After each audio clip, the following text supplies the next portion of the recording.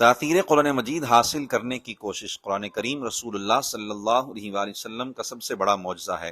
اس کے معجزہ ہونے کی ایک وجہ اس کی تاثیر ہے، یعنی جیسی تاثیر اللہ تعالیٰ نے قرآن مجید میں رکھی ہے ایسی تاثیر نہ کسی اور کلام میں تھی، نہ ہے اور نہ ہوگی۔ قرآن کریم ظاہر و باطن میں اپنا اثر کرتا ہے، ظاہر کو بھی سنوارتا ہے اور باطن کو بھی پاکیزہ بناتا ہے۔ اس کے ذریعے ظاہری بیماریوں سے بھی شفا ملتی ہے اور دل بھی شفا پا کر منور ہو جاتا ہے۔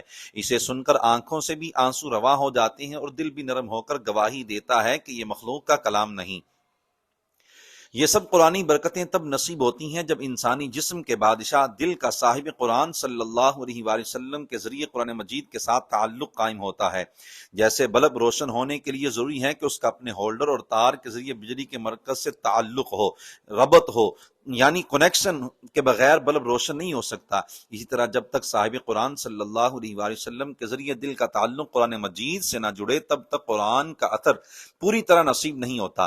تعلق جڑ جائے تو وارے نیارے ہو جاتے ہیں۔ ارشاد باری تعالیٰ ہے وَإِذَا سَمِعُوا مَا أُنزِلَ إِلَى الرَّسُولِ تَرَىٰ أَعْيُنَهُمْ تَفِيضُ مِنَ الدَّمْعِ مِمَّا عَرَفُوا مِنَ الْحَقِّ يَقُولُونَ رَبَّنَا آمَنَّا فَاكْتُبْنَا مَعَ الشَّاهِدِينَ، یعنی اور جب وہ اس قرآن کو سنتے ہیں جو رسول مکرم صلی اللہ علیہ وآلہ وسلم کی طرف نازل کیا گیا تو ان کی آنکھوں سے آنسو بہتے دیکھو گے، اس لیے کہ انہوں نے حق کو پہچان لیا۔ وہ کہتے ہیں اے ہمارے رب، ہم ایمان لائے تو ہمیں حق کے گواہوں کے ساتھ لکھ دے۔ اس کیفیت کا پورا حسن صحابہ کرام رضی اللہ عنہم کی سیرتوں میں نظر آتا ہے۔ جلیل القدر تابعی حضرت عبداللہ بن شداد رحمۃ اللہ تعالی علیہ نے فرمایا سمعت نشید عمر وانا فی آخر الصفوف یقرأ انما اشکو بثی وحزنی الی اللہ، میں نے امیر المؤمنین سیدنا عمر رضی اللہ تعالی عنہ کی اقتداء میں نماز پڑھی، میں سب سے آخری صف میں تھا جب انہوں نے یہ آیت کریمہ پڑھی انما اشکو بثی وحزنی الی اللہ، یعنی میں اپنی پریشانی اور غم کی فریاد اللہ تعالیٰ سے ہی کرتا ہوں۔ تو آپ اتنا روئیں کہ مجھے آخری صف میں آپ کی ہچکیوں اور رونے کی آواز سنائی دے رہی تھی۔ سیدنا فاروق اعظم رضی اللہ تعالیٰ عنہ تلاوت کرتے ہوئے بعض اوقات اتنا روتے کہ مزید تلاوت نہ کر پاتے اور رکوع میں چلے جاتے۔ ہمیں حکم دیا گیا ہے کہ قرآن مجید کی تلاوت کرتے ہوئے اس میں غور کر کے روئیں، ویسے آنسو نہ آئیں تو کوشش کر کے روئیں۔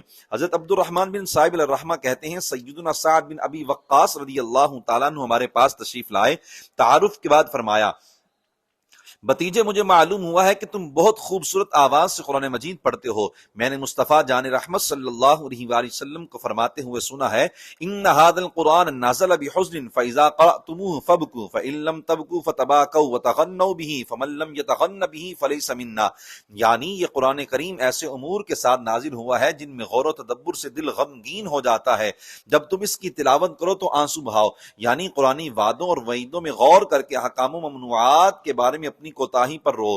اگر تمہیں رونا نہ آئے تو رونے کی کوشش کرو اور قرآن مجید کو یعنی صحیح تلفظ اور خوبصورت آواز سے پڑھو۔ جو اسے خوش الہانی کے ساتھ بلند آواز سے نہ پڑھے وہ ہم میں سے نہیں۔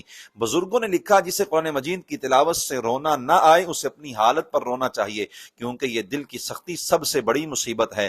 ہم یہ رونا تو بہت روتے ہیں کہ معاشی حالات خراب ہیں، مگر اصل رونے کی بات یہ ہے کہ ہمارا اپنے مہربان رب اور اس کے کلام کے ساتھ تعلق بہت خراب و کمزور ہو چکا ہے۔ خود سے پوچھئے کیا مجھے صحیح تلفظ کے ساتھ قرآن مجید پڑھنا آتا ہے؟ کیا میں پابندی کے ساتھ قرآن حکیم کی تلاوت کرتا ہوں؟ کیا میں قرآن مجید کے معانی میں غور و فکر کرتا ہوں؟ کیا مجھے قرآن عزیز کی تلاوت سے رونا آتا ہے؟ اگر جواب نفی میں ہو تو سمجھ لیجئے کہ سب اپنے ہی کرتوتوں کا نتیجہ ہے۔ ہمیں چاہیے کہ اپنے رب تعالیٰ اور اس کے کلام عزیز کے ساتھ تعلق سنوار لیں، وہ ہمارے معاشی معاملات سنوار دے گا۔